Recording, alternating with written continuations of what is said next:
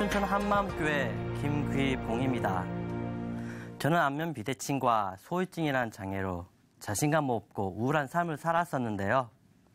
부활하신 예수님을 만나 장애를 넘어 기쁨 가운데 인생 최고의 삶을 살고 있는 간증을 하고자 합니다. 저는 9남매 중 막내로 태어나서 형 누나들의 사랑을 듬뿍 받으며 자랐어요. 하지만 저는 선천적인 안면 비대칭과 소유증이라는 장애를 가지고 있습니다. 어려서부터 한쪽 귀가 지나치게 작아 창피해서 머리로 귀 옆을 가리고 다녔어요. 그런데 나중에 안경 쓸 것을 생각해서 여러 번의 수술로 귀를 크게 만들었습니다. 남들처럼 정상적인 귀가 아니다 보니 가정에서는 사랑을 듬뿍 받고 살았지만 집 밖에만 나가면 남들과 다른 내 모습에 자신감이 없어지곤 했습니다.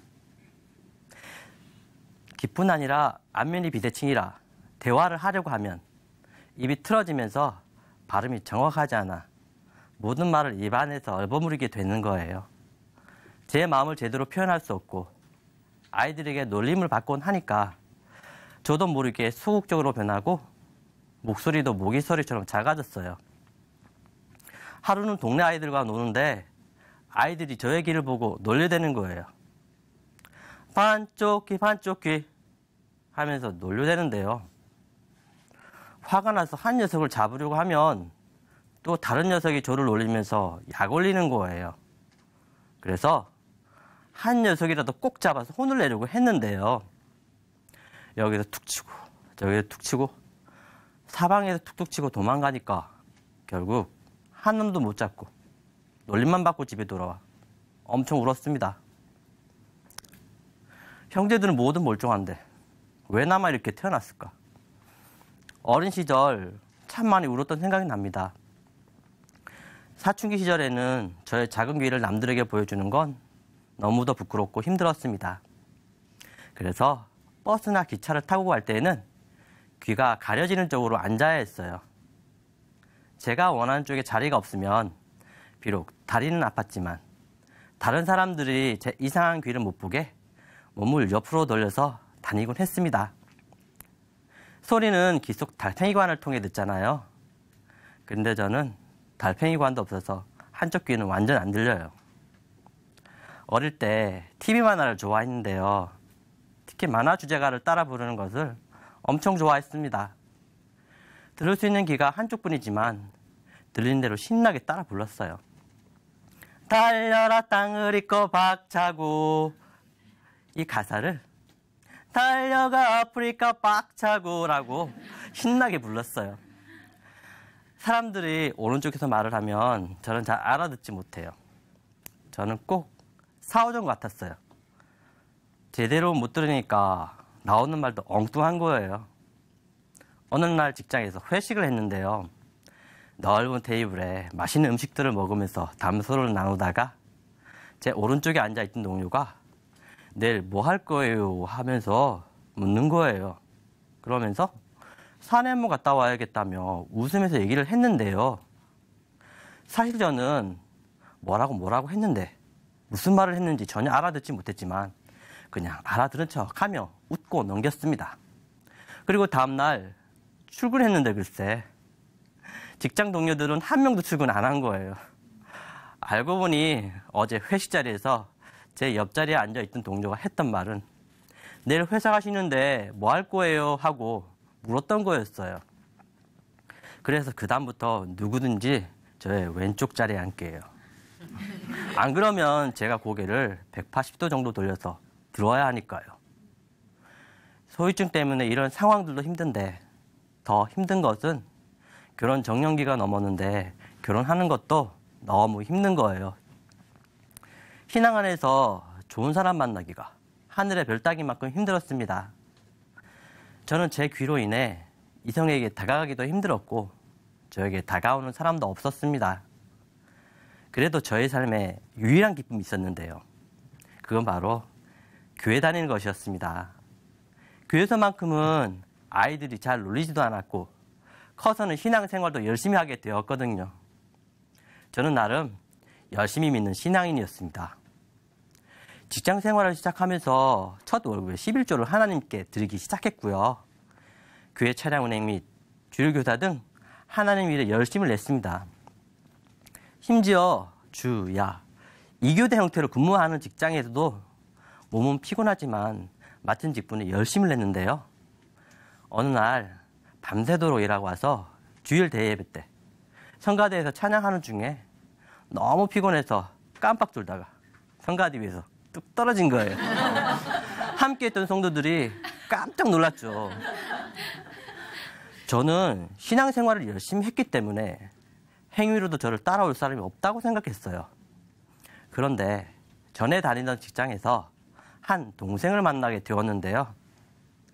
어느 날 이 친구가 제게 느닷없이 기쁜 소식을 알려주겠다며 자신 있게 예수님 이야기를 하는 거예요. 저는 속으로 피식 웃었죠. 나도 신앙생활 좀 해본 사람이거든? 번데기 앞에서 주름 잡네. 그렇지만 이 친구의 확신 있는 말과 행동에 믿음이 가서 직장에서 시간을 정하고 같이 예배드리게 되었습니다. 그런데 이 친구는 내가 아는 말씀만 계속 하는 거예요. 무한 반복도 유무수지. 어떻게 부활하셨다는 이야기만 계속하고. 죄는 예수님 믿지 않는 게 근원적인 죄라면서 하루 이틀도 아니고 귀에 딱지가 않겠더라고요. 저는 속으로 나도 고린도전서 15장이 부활장인 거 안다고. 부활절에 계란도 먹고 새벽 예배도 연합 예배로 꼭 드리는데 예수님을 믿지 않는 죄? 나도 알고 있거든? 하루는 이 친구가 요한일서 3장 16절 그가 우리를 위하여 목숨을 버리셨으니 우리가 이로써 사랑을 알고 우리도 형제들을 위하여 목숨을 버리는 것이 마땅하니라. 이 말씀을 같이 읽고서 되게 느닷없이 형님, 저는 형님을 위해 죽을 수도 있습니다. 확신에 찬 목소리로 말하는데 이게 뭐야? 목숨이 10개라도 되나? 사실 저는 믿지 못했습니다. 이 친구가 말하는 게 허세인 줄 알았어요. 그게 가능할 리 없잖아요. 그런데 어느 날 이 친구가 형은 구원받은 걸 어떻게 믿어? 그야 성경에 쓰여져 있으니까 믿지. 성경은 하나님 말씀이니까 하면서 구원에 관련된 요절들을 줄줄이 얘기했죠. 그럼 성경이 하나님 말씀인 걸 어떻게 믿어? 하나님 말씀이니까 믿는 거지 뭐. 하나님 말씀인지 어떻게 알고 믿어? 그러자 저는 하나님 말씀이잖아! 하고 크게 대답했는데요. 저에게 사도행전 17장에 있는 이에 저를 죽은 자 가운데서 다시 살리신 것으로 모든 사람에게 믿을 만한 증거를 주셨음이니라. 이 말씀을 보여주면서 형, 하나님이 우리에게 믿을 만한 증거를 주셨어. 확신에 찬 소리로 말하는데요. 하나님이 저에게 선명하게 보여주셨어요. 믿을 만한 증거. 이 단어가 성경에 정확히 쓰여져 있는 거예요. 믿을 만한 증거라는 단어가 제 머리를 강타해버렸습니다. 그 이후 제 머릿속에는 믿을 만한 증거라는 단어가 떠나지 않았습니다. 어느 날 교회에서 예수님이 채찍질 당하시며 십자가에 못 박히시는 영화를 보게 되었습니다. 예수님께 가시면류관을 씌우고 양손과 발에 못질하는 로마 군병들이 얼마나 악하게 보이는죠? 저는 가시면류관을 씌우고 조롱하고 못질하는 로마 군병들을 보며 저 지옥에 떨어질렁하며 저주를 하고 있었습니다. 그런데 예수님은 아버지여, 저들의 죄를 용서해 주세요. 저들이 하는 일 알지 못하나이다 하시며 로마 군병들을 위해 기도하시는 거예요. 예수님, 당신께 침뱉고 못질하는 자들을 위해 왜 기도하십니까? 그냥 지옥에 떨어지게 놔두세요. 그 순간 하나님께서는 자기가 하는 짓을 알지 못하는 그 로마 군병이 바로 저라는 것을 보여주셨습니다. 그 상황이 저에게 실제가 돼서 제 마음을 두드렸습니다. 저는 발을 둥둥 구르며 어찌할 바를 몰랐습니다. 하나님께서는 부활로 예수님이 나의 주, 나의 하나님이신 것을 보여주셨는데 저는 여전히 제가 주인데요. 하나님께 왜 저렇게 부끄러운 모습으로 지으셨냐고 대드는 자였습니다. 제가 예수님을 십자가에 못 박고 짐뱉고 조롱하는 자였습니다. 제가 예수님을 믿지 않는 자였습니다. 저의 주인이 되어주시고 저와 함께 하시려고 십자가에 죽고 부활하셨는데 저는 여전히 제가 주인 되어 살았습니다. 로마 군병처럼 감격없이 살았습니다. 하나님 잘못했습니다. 용서해주세요.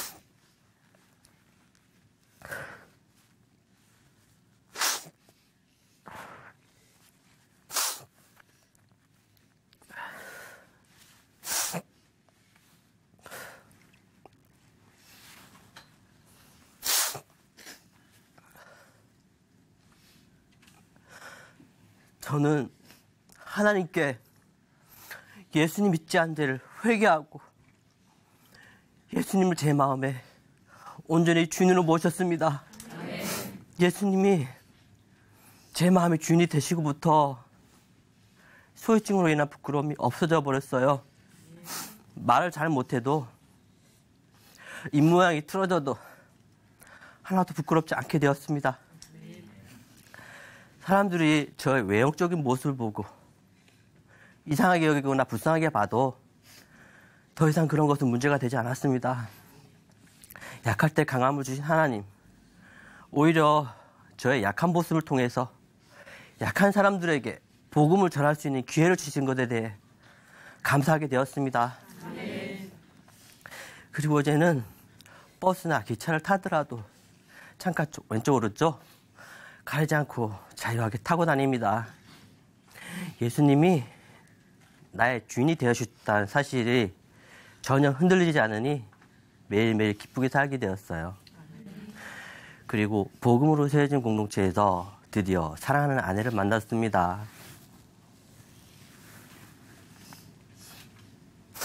예수님이 주인 된 우리는 기쁜 교제를 나눌 수 있었습니다. 그러나 부모님은 저의 결혼을 반대하셨는데요. 저와 같은 아기가 나올까봐 걱정이 되셨던 거예요. 그로 인해 공동체가 함께 기도해 주었고 하나님이 주신 용기를 가지고 부모님을 만나 결혼 승낙을 받았습니다. 저희는 하나님의 은혜로 부모님과 공동체의 축복 속에서 결혼식을 올릴 수 있게 되었습니다. 그리고 하나님의 은혜로 너무 건강하고 예쁜 아기가 태어난 거예요. 그래서 부모님이 걱정하셨던 이세의 문제도 잘 해결되었고 그로 인해 부모님이 더 기뻐하셨습니다. 그렇게 전할 수 없던 복음도 믿을 만한 증거, 부활로 더 큰 확신 속에 전하게 되더라고요. 아버지는 예수님 믿지 않고 계셨는데요. 갑자기 위안말기라는 사형 선고를 듣게 되었습니다. 육체의 아버지가 세상에 없다라는 생각이 들자 걱정과 두려움이 몰려왔습니다. 그러나 내 안에 예수님이 계시잖아요. 예수님이 함께 계시니까 담대하게 공동체에 기도 제목을 올리고 부랴부랴 아버지가 계신 병원으로 달려갔습니다. 가는 중에 복음을 전하지 못한 게으른 저의 모습이 보이면서 하나님께 회개하며 아버지께 복음을 전했습니다. 이를 위하여 그리스도께서 죽었다가 다시 살으셨으니 곧 죽은 자와 산 자의 주가 되려 하심이니라. 이 말씀을 아버지께 말씀드리고 예수님이 저와 아버지의 주인이 되어주시려고 십자가에 죽고 부활하셨어요. 예수님이 아버지의 주인이세요 했더니 예수는 나의 주 하시며 기쁘게 웃으셨습니다. 저는 아버지를 꼭 껴안고 하나님께 감사기도 드렸습니다. 그 이후 아버지는 회개하시고 예수님을 주로 믿으신 후 평강 가운데 하나님 곁으로 돌아가셨습니다. 저는 제 몸이 불편했기에 몸이 온전치 않은 영혼들에게 더욱 마음이 가게 되더라고요. 저보다 나이 적은 동생을 만났는데요. 이 친구는 청력과 기억력이 낮고 말이 어눌한 친구입니다. 사람들이 대화나 같이 있는 것을 불편해하는 것을 보니 더욱 마음이 갔습니다. 정상적인 사람과 달라서 교제가 힘들었지만 이 친구와 매주 시간을 정하고 복음을 전했습니다. 이 친구가 복음을 잘 들을 수 있을까 생각도 들었지만 성령님을 의지하며 복음을 전했는데요. 이 친구가 회개하고 예수님을 주로 시인하는 거예요. 이 친구 입에서 예수님은 부활하셨고 나의 마음에 계시다고 고백하는 거예요. 마음이 너무 기쁘고 하나님께 감사드렸습니다. 복음이 확실하고 제 마음에 예수님이 주인이니까 저는 듣든 안 듣든 기쁨 가운데 복음을 전합니다. 저에게 힘이 되는 말씀이 있는데요. 내가 복음을 부끄러워하지 아니하노니 이 복음은 모든 믿는 자에게 구원을 주시는 하나님의 능력이 됨이라. 로마서 1장에 있는 말씀에 힘을 얻고 복음을 전합니다.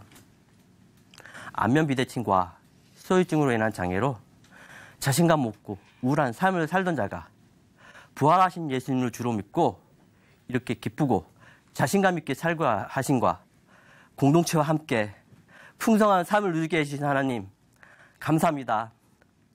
부활하신 예수님은 나의 주, 나의 하나님이십니다. 감사합니다.